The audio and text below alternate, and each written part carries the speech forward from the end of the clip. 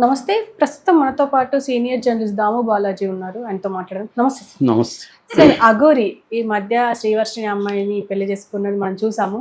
ఇప్పుడు ఆ అమ్మాయిని బలి ఇవ్వబోతోంది అని చెప్పేసి ఒకటి వైరల్ అవుతుంది. ఈ ఎంతవరకు నిజం అయి ఉండొచ్చు సార్? శ్రీవర్షిని పని కథం, శ్రీవర్షినికి అఘోరి బలి ఇవ్వబోతున్నాడు అన్న ఒక వార్త నిన్న నుంచి అనేక ఛానళ్ళు వైరల్ చేస్తున్నాయి.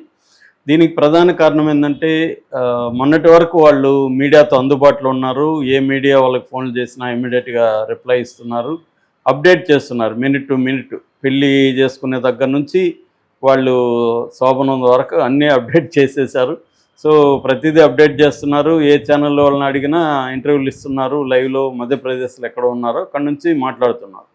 సడన్గా ఏమైందంటే కొన్ని పరిణామాలు చోటు చేసుకున్నాయి అఘోరికి సంబంధించి. అదేంటంటే ఒకటి మోకిళ్ళ దగ్గర షామీర్పేట ఒకటి, మోకిళ్ళ ఒకటి, 2 పోలీస్ స్టేషన్లు 2 కేసులు నమోదైనాయి. మోకిళ్ళలో ఏమో ఒక ఆవిడ, ఆమె సినిమా ప్రొడ్యూసర్ అని చెప్తున్నాడు, అంటున్నారు మహిళ. ఆమె 9,80,000 ఇతనికి నగ్న పూజ అని చెప్తున్నారు. అది నాకు విచిత్రంగా ఉంది. సరే, అఘోరి ఏ పూజ అయినా డబ్బులు వస్తానంటే ఏ పూజ అయినా చేయొచ్చు, ఆయన బిజినెస్ అది. అది ఓకే. ఈమెందుకు నగ్న పూజలకు ఒప్పుకొని డబ్బులు ఇచ్చిందనేది నాకు పెద్ద క్వశ్చన్గా ఉంది. ఇంకొంతమంది ఏమో యోని పూజ అని కూడా రాస్తున్నారు. సో అంటే ఒక ప్రొడ్యూసర్ అంటే కొంత ఎడ్యుకేషను బ్యాక్గ్రౌండ్ ఇవన్నీ ఉంటుంది కదా. వాళ్ళు 10 లక్షలు అనుకుందాం, ఇంకొక 20,000 తక్కువ, 10 లక్షల రూపాయలని ఒక నగ్న పూజ కోసం ఇవ్వడం అంటే ఈ మీద కూడా తప్పుగా, ఈ మీద కూడా కేసు పెట్టాలి యాక్చువల్గా. ఎందుకంటే మూఢనమ్మకాల్ని ప్రచారం చేయడం, నమ్మడం, ప్రచారం చేయడం అనేది ఖచ్చితంగా తప్పు అవుతుంది. సో మొత్తానికి ఆమె మోసపోయానని చెప్పి ఆమె మీడియా ముందుకు కూడా రావడానికి భయపడుతుంది. ఈ కారణం వల్ల ఆమెను అలాంటి వాళ్ళు అడుగుతారు కదా, నువ్వెందుకమ్మా ఇచ్చావు, అసలు నువ్వెట్లా నమ్ముతావు, అసలు అటువంటి పూజలకి నువ్వెందుకు, మంచిగా దేవుళ్ళకి పూజించుకోవచ్చు కదా. అంటే హిందూ మతంలోనే మనకు ప్రాబ్లమ్స్ ఏముంటుందంటే మెయిన్ స్ట్రీమ్ గాడ్స్ వేరే ఉంటారు, మళ్ళీ క్షుద్ర పూజల వ్యవహారాలు నడుస్తుంటాయి. ఒక పక్క వీళ్ళే అవి చేస్తుంటారు. తాంత్రిక్, శైవ, కాపాలిక్, రకరకాల ట్రెడిషన్స్ ఉంటాయి క్షుద్ర దీంట్లో. అంటే హై అండ్ లో ఎండ్ అంటాం, అట్లాగా ఉంటాయి. ఇది ఒక్కొక్కసారి ఏంటంటే బాగా డబ్బు రిచ్గా ఉన్న వాళ్ళు కూడా వాళ్ళ బిజినెస్లో ప్రాబ్లమ్స్ ఇంకోటి రావడంతో వీళ్ళకి ఏంటంటే ఎక్కువ మంది దేవుళ్ళు ఉండడం వల్ల, ఒక దేవుళ్ళు ఉంటే ఒక దేవుడు నమ్ముకునేవాళ్ళు. ఇప్పుడు క్రైస్తవ అంటే క్రైస్తవం, మన హిందూ దీంట్లో ఉండే వెసులుబాటు కావచ్చు, లేకపోతే ప్రాబ్లం కావచ్చు, ఏ దేవుడిని సంపూర్ణంగా నమ్మరు వీళ్ళు. ఒకే దేవుడితో ఉండరు. ఎందుకన్నా మంచిదని 10 రాళ్ళు వేద్దాము, ఒకటన్నా తగులుతుందా, ఒక దేవుడన్నా చెక్కిపోడా అన్న యాంగిల్ వేస్తుంటారు. అలాగా ఈమె కూడా క్షుద్ర పూజలకి ఈ అఘోరిని పట్టుకున్నట్టు తెలుస్తుంది. అఘోరికి డబ్బులు ఇచ్చింది. ఇంకెవరో కూడా ఒకరు 1 lakh డబ్బులు ఇచ్చాము అనేది కూడా ముందుకు వచ్చారు పూజల కోసం. సో అట్లాగే మనకి శ్రీవర్షిని వాళ్ళ బ్రదర్ విష్ణు కూడా ఇది ఆరోపించాడు, చెప్పాడు మనకి, ఇతనికి పూజలకి డబ్బులు చాలామంది ఇస్తారని. అది వాస్తవమే. ఈ మధ్య ఏంటంటే ఇప్పుడు వేణుస్వామి కూడా అది మంచి లుక్రేటివ్ బిజినెస్, పూజలు చేయించడం. దాంట్లో కూడా వెరైటీ పూజలు అంటే ఇంకొంత డిమాండ్ ఉంటుంది. మళ్ళీ యునిక్, అది కస్టమైజ్డ్ పూజ, నీ కోసం, నీ ప్రత్యేక సమస్య కోసం ఈ కస్టమైజ్డ్ చేస్తున్నాం అని చెప్పి చేయించడం. సో దీనివల్ల డబ్బు ఉండేవాళ్ళు ఏముంది, ఇది కూడా దీనికి ప్రీమియం పూజలు, దీంట్లో మళ్ళీ మామూలు పూజలు, ప్రీమియం పూజలు, వీళ్ళంతా ప్రీమియం బ్యాచ్కి ప్రీమియం క్లయింట్సే ఉంటారు. దేవేగౌడ్ లాంటి వాళ్ళు కూడా వేణుస్వామి దగ్గర వచ్చి చేయించుకుంటారు. జగన్ చేయించుకున్నాడు, అంతకుముందు చంద్రబాబు. ఇలాగా వీళ్ళందరూ ఏంటంటే డబ్బులు ఎక్కువ ఇస్తారు వీళ్ళకి. అందుకని వీళ్ళు వివాదాల్లో కూడా ఎందుకుంటారంటే పాపులారిటీ వస్తే పెద్ద సర్కిల్ వస్తుంది. ఆ మధ్య కూడా ఈ అఘోరి కూడా మన డిప్యూటీ సీఎం భార్యను కూడా పోయి కలిశాడు, ఆమె కూడా కాళ్ళ మీద పడింది.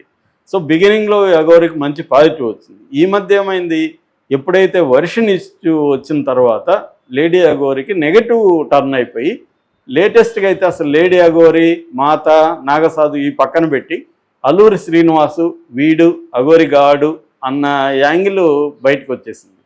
సో ఇది ట్రాన్స్జెండర్ కాదు అని యాంగిల్ బయటకు వచ్చింది.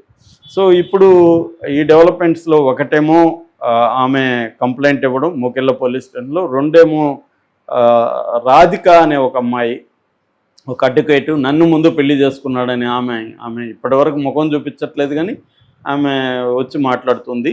ఆమె తరపున రుద్రస్వామి, ఆయన శివరుద్రస్వామి, ఆయన మాట్లాడుతున్నాడు, వేరే వాళ్ళు కూడా మాట్లాడుతున్నారు. సో ఆమె కూడా మహిళా కమిషన్ దగ్గరకు పోయి కూడా వచ్చింది. ఆల్రెడీ ఇక్కడ మహిళా కమిషన్ ఆయన చైర్పర్సన్ నేరెళ్ళ శారద గారు బాగా యాక్టివ్. ఆమె మనం అనేక కేసుల్లో చూసాం, ఆమె ప్రొయాక్టివ్గా ఉంటారు. సో ఆమె పోలీసులను ఆదేశించింది దీని మీద విచారణ జరపండి అని ఆమె అంటుంది. ఈ అమ్మాయి కూడా కొన్ని ఏదో ఆధారాలు ఇచ్చింది. అతని ఆడియో కాల్ కూడా వసిన ముద్దులు పెళ్ళామా అదే ఇదని మాట్లాడుతున్న ఆడియో కాల్ కూడా బయట పెట్టింది. సో దానికి అతను కూడా సమాధానం ఇచ్చాడు. నేను అందరితో కూడా సరదాగా ఇలా మాట్లాడుతుంటే ఏదో ఇచ్చాడు, కానీ అదంతా కుదరదు అంత ఈజీగా. సో దానికి ఈ అమ్మాయికి సమాధానం ఇవ్వాలి, కేసు పెట్టినప్పుడు రావాలి. ఈ లోపల నిన్న ఏమని జరిగిందంటే, జోగిని సంధ్య, ఆమె ట్రాన్స్జెండరు, ఆమె మామూలుగా మనకి యూట్యూబ్ ఛానల్లో బాగా పాపులర్, మన ఛానల్లో కూడా మాట్లాడినట్టుంది. సో ఆమె నిన్న వెళ్ళి షామీర్పేటలో కంప్లైంట్ ఇచ్చింది. అసలు ఈ మా ట్రాన్స్జెండర్ కమ్యూనిటీకి ఇతను బ్యాడ్ నేమ్ తెస్తున్నాడు, అసలు ట్రాన్స్జెండర్ కాదు, ఇతనికి ఎవరో అమ్మాయిలతో మిస్బిహేవ్ చేస్తే అతని అంగాన్ని కాల్చారు, అందువల్ల ఇతను సర్జరీ చేసుకున్నాడు అని ఒక యాంగిల్ ఆమె తీసుకొచ్చింది. నేను మామూలుగా ట్రాన్స్జెండర్స్ ఎలా ఉంటారో బేసిక్గా చెప్పాను. ట్రాన్స్జెండర్స్ ఏంటంటే సహజంగా మేల్ బాడీలో ఫిమేల్ మైండ్ ఉన్న వాళ్ళు ఆ బాడీని సహించలేక ఆ బాడీని మార్చుకుందామని ట్రై చేసి ఫిమేల్గా మారిపోతారు సర్జరీ ద్వారా. ఇవాళ మంచి సర్జరీస్ ఉన్నాయి, డబ్బులు పెడితే మొత్తం వోకల్ కార్డు దగ్గర నుంచి అన్నీ మార్చేస్తారు. ఫిమేల్ వాయిస్ వస్తుంది, ఫిమేల్ అంగాలు పెడతారు, అన్నీ ఫిమేల్కి ఉండాల్సిన లక్షణాలన్నీ కూడా క్రియేట్ చేయగలరు ఇవాళ. అది నేచురల్గా వాళ్ళు ఫీలింగ్, వాళ్ళ జెండర్ ఐడెంటిటీ, సెక్సువల్ ఓరియంటేషన్ బట్టి జెండర్ ఐడెంటిటీని సెక్సువల్ ఓరియంటేషన్ మధ్య కాన్ఫ్లిక్ట్ వచ్చినప్పుడు జెండర్ ఐడెంటిటీని మార్చుకుంటారు. ఇది నేచురల్గా చేసి. కానీ కొంతమంది అబ్బాయిలు ఏం చేస్తున్నారంటే, ట్రాన్స్జెండర్గా ఉంటే బాగా డబ్బులు సంపాదించవచ్చు అని చెప్పేసి వీళ్ళ మైండ్ మేల్ బాడీని కానీ ఫిమేల్ బాడీగా మార్చుకుంటారు. ఫిమేల్ బాడీ అయినంత మాత్రం ఫిమేల్ మైండ్ కాదు, అది మేల్ మైండే ఉంటుంది.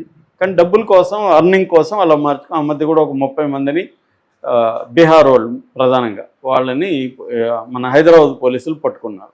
వీళ్ళే ఎక్కువ దౌర్జన్యాలు చేస్తూ ఉండేది. ట్రాన్స్జెండర్ పేరుతో చేసే దౌర్జన్యాలంతా అబ్బాయిలు డబ్బులు సంపాదించడం కోసం అమ్మాయిలుగా మారిన వాళ్ళే చేస్తారు. రియల్ ట్రాన్స్జెండర్స్ అంత అగ్రెసివ్గా ఉండరు, వాళ్ళు చాలా సాఫ్ట్గా ఉంటారు. అనేక వృత్తుల్లో కూడా ఉన్నారు. మనకి పాస్టర్ల దగ్గర నుంచి, ఎస్ఐల దగ్గర నుంచి, సింగర్ల దగ్గర నుంచి, జడ్జిల దగ్గర నుంచి అన్ని వృత్తుల్లో అన్ని కళాకారులు ఉన్నారు. వాళ్ళకి మ్యూజిక్ బ్యాండ్ కూడా నార్త్లో ఉందన్నమాట. సో ఈ అమ్మాయి కూడా ఈ యాంగిల్లోనూ మాట్లాడుతుంది. ఇతను ట్రాన్స్జెండర్ కాదు, ఇతను మేలే, ఈ అల్లూరి శ్రీనివాస్ అఘోరీ కాదు, ట్రాన్స్జెండర్ కాదు అనేది ఆ అమ్మాయి మాట్లాడింది. సో ఇతని మీద కేసు పెట్టారు, అందరినీ మోసం చేస్తున్నాడు.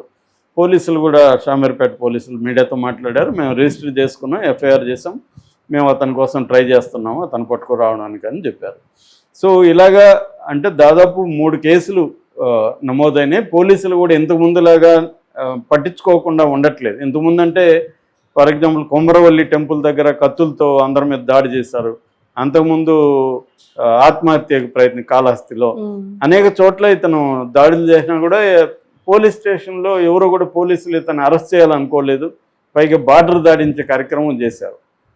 మేబీ అదే ఇతను కలిసి అయిపోయింది. అంటే నన్ను ఏం చేయలేరు, నేను సనాతన ధర్మం అని చెప్తుంటే పవన్ కళ్యాణ్ లాంటి హోదా నాకు కూడా ఉంది అనే స్థాయికి మన అఘోరి శ్రీనివాస్ వెళ్ళిపోయినట్టుగా తెలుస్తుంది. అందుకని పవన్ కళ్యాణ్ వాళ్ళ బాబు మార్క్కి యాక్సిడెంట్ అయినా కూడా నేనున్నాను, నేను రక్షిస్తానని ముందుకు వచ్చాడు, ఇతను ఊరు అడగకపోయినా. అంటే సెలబ్రిటీల విషయంలో ముందుకు వచ్చి ఒక వేణుస్వామిలాగా మనం కూడా పాపులర్ అవ్వచ్చు, దీనివల్ల డబ్బులు సంపాదించవచ్చు అన్న ఒక యాంగిల్ అయితే అఘోరి శ్రీనివాస్లో ముందుకు కనిపిస్తుంది. అందుకని అఘోరీలు ఎవరు కూడా మెయిన్ స్ట్రీమ్ దీంట్లోకి రారు. అసలు ఎప్పుడో కానీ కుంభమేళాల లాంటి దీంట్లో తప్ప అఘోరీలు మనకు కనిపించారు. అలాంటి అఘోరీల దీంట్లో ఇతను ఎలా చేరాడు అనేది ఒక విచిత్రం. రెండోది, అఘోరీలు పట్టించుకోరు కూడా, తమ పేరుతో ఎవరో ఏదో చేస్తుంటే వాళ్ళకి అసలు ఇమ్మెటీరియల్. మామూలుగానే అద్వైతానికి ఎక్స్ట్రీమ్ ఫామే అఘోరి సెక్ట్ అనమాట. ఇది నేను చాలాసార్లు చెప్పాను కూడా. సో అద్వైతం అంటేనే జీవ జగదీశ్వరుడు మిత్ అనేది, జీవము జగత్తు ఈశ్వరుడు మిథ్య అని అద్వైతం నమ్ముతుంది. పరమాత్మ మాత్రమే సత్యమని నమ్ముతుంది. సో జీవము లేదు, జగత్తు లేదు, ఈశ్వరుడు లేదు. అంటే నేను లేదు, నాకు బయట ఉన్న ప్రపంచం లేదు, ఈ ప్రపంచాన్ని నన్ను పుట్టించాడని చెప్తున్న ఈశ్వరుడు కూడా లేడనేది అద్వైతం చెప్తుంది. దాని ఎక్స్ట్రీమ్ ఫామ్కి వీళ్ళు తీసుకెళ్తారు. అందుకని వీళ్ళు శవాన్ని కూడా తింటారంటే వీళ్ళేదో ఫ్రై చేసుకొని మసాలాలు వేసుకొని తినరు. శవం అంటే వాళ్ళ దృష్టిలో శవమైనా ఇంకొక పదార్థం, ఒక వంకాయ అయినా ఒక శవం అయినా ఒకటే వాళ్ళ దృష్టిలో, రెండు కూడా మిథ్య. కాబట్టి ఏదన్నా తినచ్చు. ఆ ప్రాక్టీస్ కోసం వాళ్ళు ట్రై చేస్తారు. అంత తప్ప శవాన్ని దీన్ని బతుకుతారని కాదు అఘోరీలు. అఘోరీలకు ఒక ఫిలాసఫీ ఉంది, వాళ్ళకి గురువు ఉంది, ఒక పరంపర ఉంది. కానీ తనకు అవేవి లేకుండా దీన్ని ఉపయోగించుకున్నట్టు తెలుస్తుంది.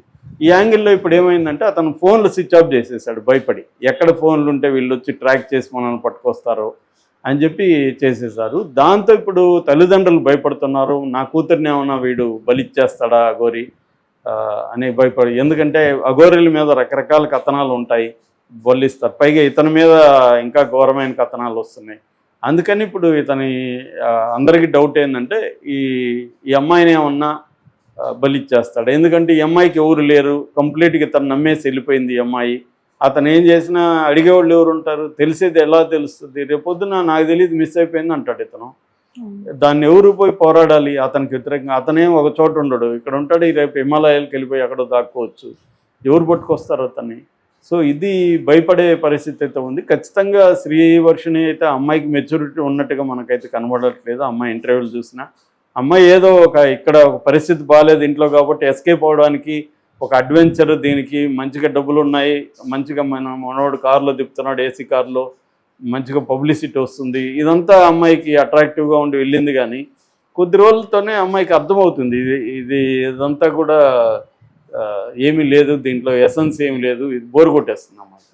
సో ఇతను కూడా డామినెంట్ పర్సనాలిటీ. ఇతనేమో అమ్మాయికి ఫ్రీడమ్ ఇచ్చి ఒక ఈక్వల్ దీంట్లో మాట్లాడు, మననే కంట్రోల్ చేస్తున్నాడుగా ఎలా మాట్లాడాలో. సో కాబట్టి ఆ అమ్మాయికి ఇబ్బంది అవుతుంది. ఆ క్రమంలో ఇతనేమన్నా అఘోరి బలిచ్చేస్తాడా అన్న ఒక భయం అయితే వీళ్ళలో ఉంది. మరి ఏం జరుగుతుందనేది చూడాలి. పోలీసులే దీన్ని ఎట్లన్నా ట్రేస్ చేసి అతన్ని పట్టుకొని రావాల్సిన అవసరం